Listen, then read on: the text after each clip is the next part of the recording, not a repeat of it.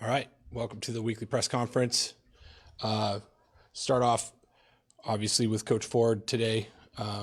Vandals coming off a disappointing loss here at home against Northern Colorado, but back on the road against Eastern Washington this Saturday. Other home, as far as home games, volleyball will be home on Thursday and Saturday. But we'll go ahead and turn over to Coach Ford. Again, reminders, he'll do an opening statement, then we'll go to questions. We do have a mic for those in the room that'd like to speak. But if you have any questions, please request the mic and we'll go from there. So, Coach Ford. All right, thanks, Jarek. Well, first and foremost, just want to give a huge shout out to the Vandal Nation. Awesome crowd last weekend, 13,000 strong, 2,500 seats in that student section. And so, obviously not the result we're looking for, but just wanted to really thank a wonderful crowd.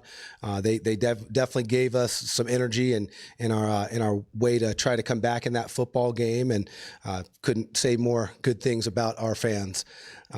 Very disappointed, obviously, with the loss on Saturday to Northern Colorado. But, a week ago, I sat here at the same podium and said that I believed that they were a very good football team and that we needed to play our best football to beat those guys. And we did not play our best football. There was a multitude of things that went wrong. And I think at the end of the day, there's no blame to be placed on anyone. It's a team game when we win. It's a team game when we lose. And, I think that we did some stuff well on both sides of the ball, but we didn't do enough complementary football to win the football game. And so now we turned the page.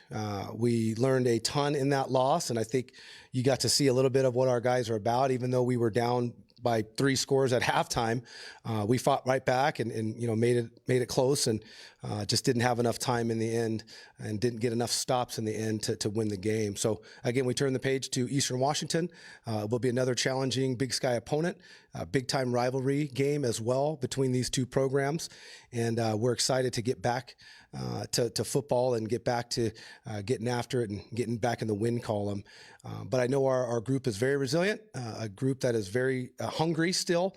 And although they're young and they're learning their way, they're learning it fast. And I think that's the best way at times to get a young program going is get them in the fire, throw them into the fire firsthand, and again, let them get a chance to figure some things out. So again, that's where we're at with our program. We want to continue to get better. That's our number one focus, and our sole goal this week is to beat Eastern Washington. So with that, I'll open it up for any questions.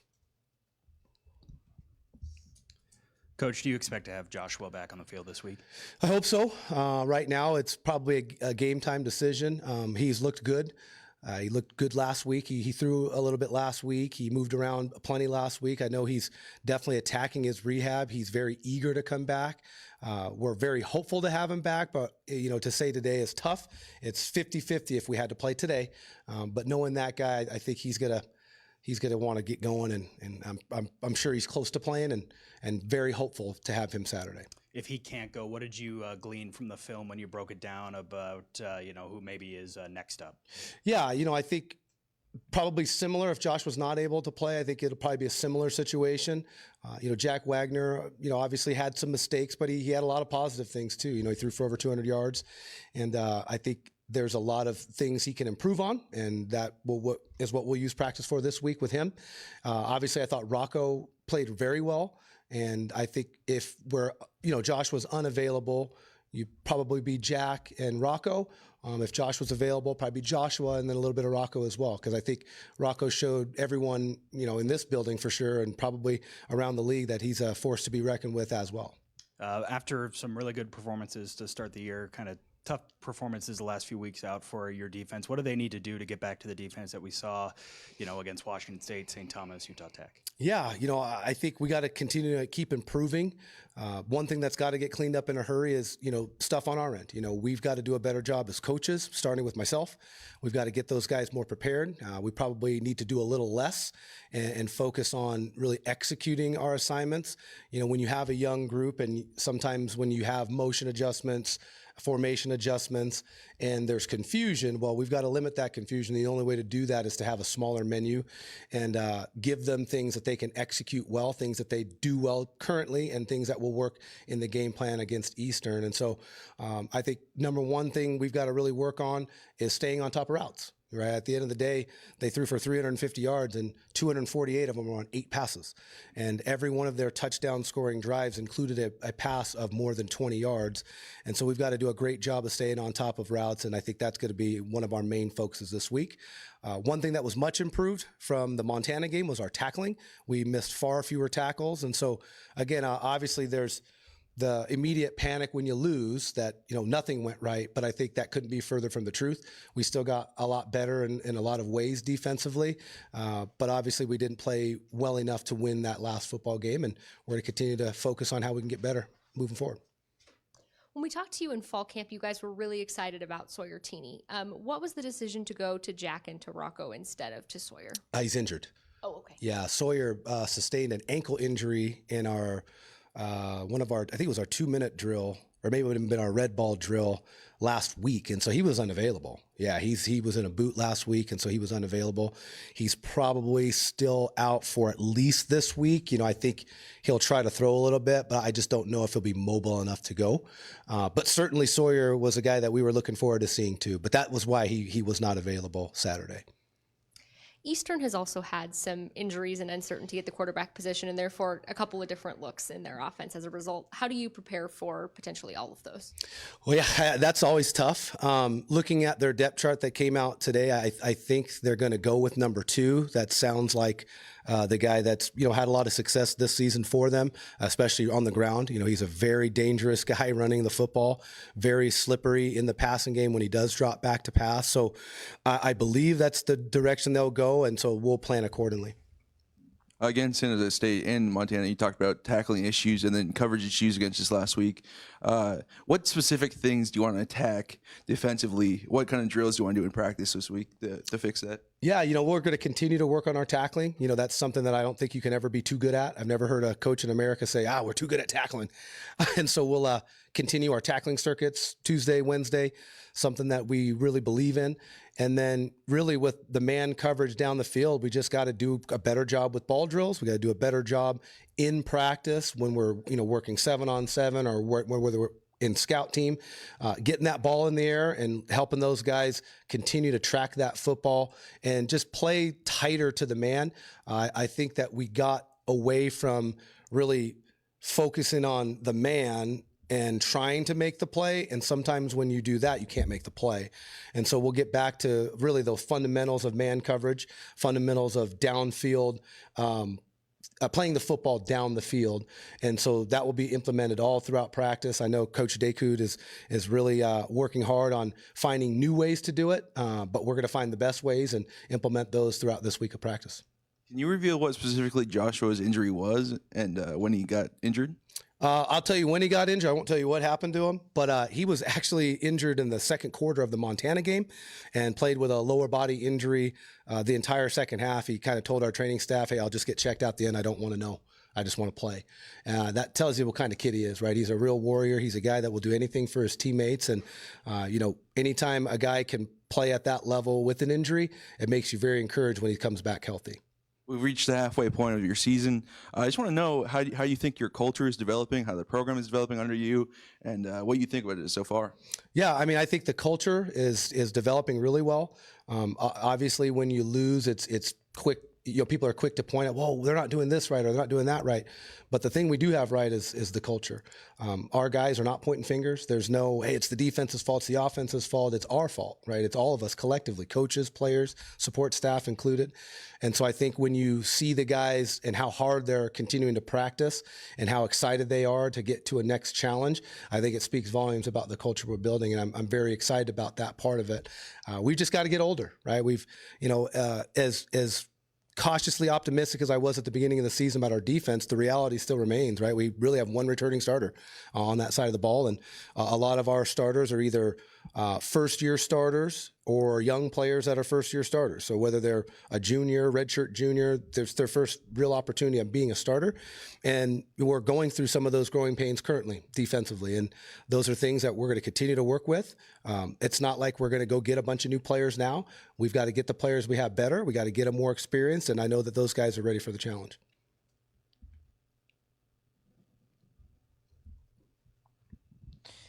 Yeah, Coach. Speaking really about your defensive struggles, as you mentioned, the Eastern Washington quarterback is a very dual threat guy. What really are you guys gonna have to do to maintain him, not only his arm but also his legs? Yeah, I think we've got to do a great job playing fundamental football. Like I said before, we've got to get into less calls and have them execute those calls. And at the end of the day, we're going to have to tackle him. Right, he's a very elusive guy, not the biggest guy in the world, but very elusive. So we've got to do a great job maintaining leverage. We've got to do a great job maintaining our gap integrity and tackling him when we have opportunities to tackle him. Because if you don't, he can run around, he can beat you with his feet, he can extend plays and throw it down the field as well. How much of the defensive problem last week was scheme and how much was players? Because it seemed like one, you had difficulty in the back end covering, and two, difficulty in the front end getting pressure on what was a pretty good quarterback. Well, I don't think we actually had trouble getting pressure on him. He was getting the ball out very quickly. I mean, that guy was hitting his third step and the ball was out. And so we talked a lot with our D-line and our secondary about playing that complementary football. You know, it's, hey, if we get great coverage, we got to reward them with getting after the quarterback. Hey, if we get great pass rush, we got to reward them, with some type of play in the back end. And so schematically, there were some things that we definitely want to do differently. But I think more than anything, it was just really staying on top of those vertical routes. I mean, that was honestly the demise of our defensive plan, was just flat out getting beat. And it wasn't always man coverage, but for the most part, they did a great job identifying when we're in man and finding the matchup they liked. And they've got good receivers. That was something we saw on film that they wanted to do, and we just didn't do a great enough job as coaches getting those guys ready to play those deep balls. And so we got to do a much better job this week. I guess it begs the question, when Eastern looks at the tape, what are they seeing? Can they exploit things that Northern did against you guys or not? Well, I mean, that's difficult to say because they're not the same offense. They're not really a vertical passing game offense. So I don't envision them going wholesale changes. They had a bye week last week, and this film was not out as they practiced in their bye week last week. So I think that they'll have a very specific plan that plays to their strengths, but I don't know that they'll watch that tape and then just, change their offense into all of a sudden a vertical passing game. But certainly something that they could do, right? They saw that was a weakness of our defense last week. And typically when you're weak somewhere, that's where they're going to try to keep attacking you. And so, again, we've got to do a good job making the corrections and, making those corrections part of our strengths instead of our weaknesses. How important will it be to get up early on those guys to convince them that you're back to being the team that you were the last 3 seasons? Yeah, I mean, I think it's definitely important for us to get off to a fast start.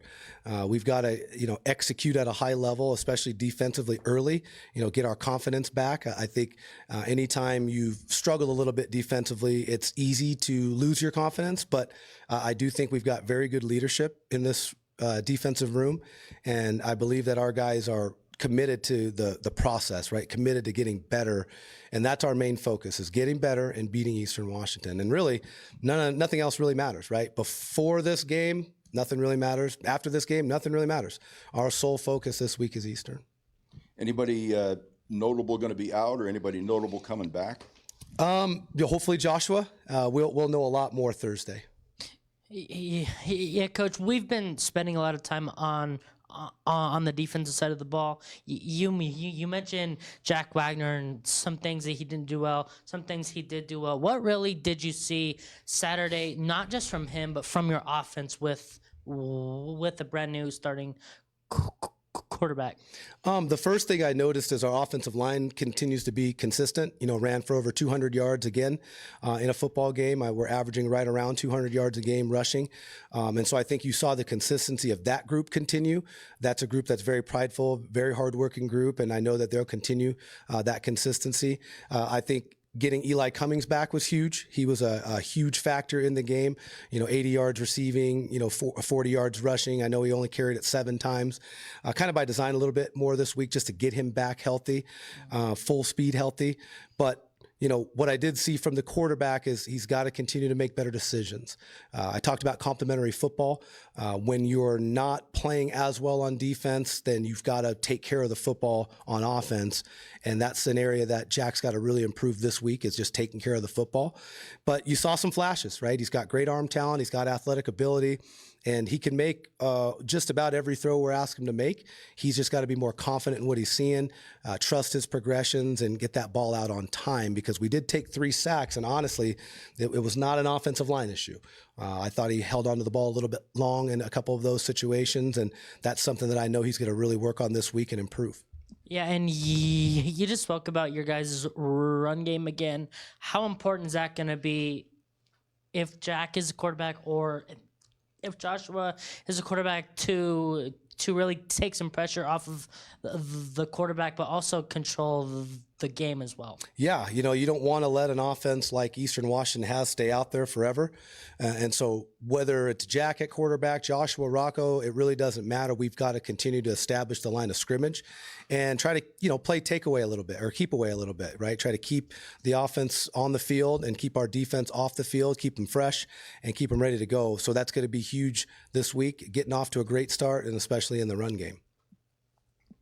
If it is Jack, have you given any thought to what key can I turn to make him the guy he was last year, who won half a dozen games, right?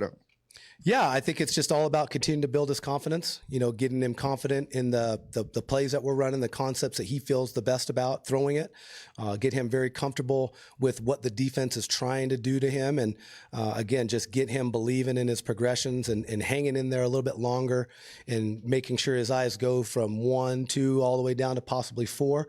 And, and I think another thing for him is he's very athletic. And I think, he's got to use his legs a little bit more. And that's an area that I think he can really take advantage of, is when the pass rush is there, or the coverage is there, stepping up in the pocket and taking off. He is a very good athlete, and he's got a little speed. So I think that'll be really 2 things that will really get him going, is, again, getting him confident in some concepts he really loves, and getting him running a little bit with his feet.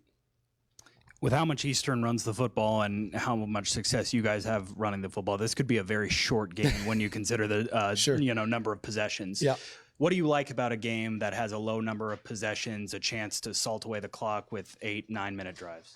Yeah, I think those type of games are always interesting, because, again, you're kind of seeing 2 similar styles in terms of time of possession, running game, and those are also the kind of games that you don't have as much room for error. Right, you may not have as many possessions. So I think the immediate thought when it comes to a game like this is we've got to maximize every possession and be efficient on first and second down. Trying to eliminate our 3rd and long situations, which is an area we struggled in. We had more long yardage situations than we're accustomed to this past week, and we were not as good on 3rd down as we had been in previous weeks. And so, again, moving the chains is going to be critical, and being really efficient on first and second down will be huge. Even though they've struggled the last couple of years, Eastern is still really good at home. Obviously, it's every program wants to be good at home. But what Yep. are the challenges of going up there? I know you've been there before as an assistant. Just what are the challenges of playing at Eastern? We got to adjust to the red turf first. Your eyes got to adjust to that thing. But I think they do a good job there, right? Their crowd will be into it. It's a big time rivalry game. So I believe we'll have a very strong crowd, and we've got to, weather the storm a little bit, maybe literally, potentially with the weather this weekend. It's looking pretty good now, but you never know. We do live in the Northwest. But those are all things that we're preparing for, right? We got to prepare for some outdoor weather, got to prepare for a little bit more wind. So special teams could definitely be impacted tremendously with our kick game. And, just being ready to play in a high stakes rivalry type game. And really it feels like we have those every weekend. And that's part of playing in the Big Sky and part of the challenge that we love to take on every week. Yeah, Coach, after the game, you talked about running the ball more because your passing game wasn't finding so much success.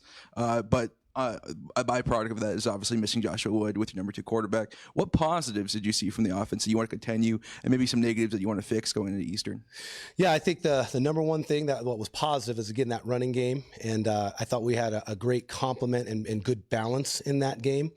There were some things that I thought were also very positive, even in the passing game. We kind of unlocked our screen game a little bit. We hadn't been running a ton of screens thus far, and we had a couple of really good ones in the game. I know Eli had one that was like a 30-yard gain, and another one that was like a 12-yard gain. So we feel good about adding that wrinkle in.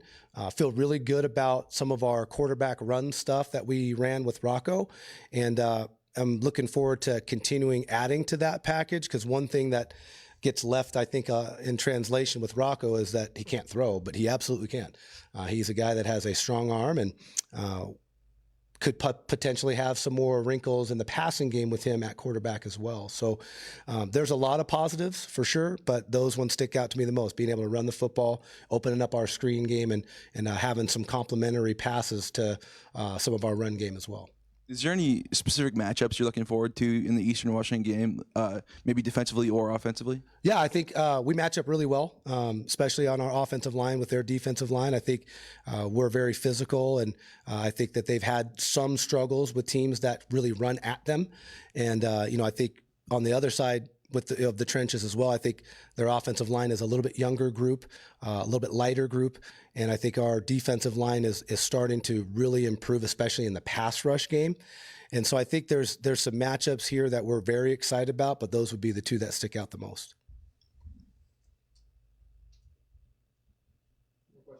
Awesome. Anything else, guys? Awesome. I appreciate you guys. Thanks so much.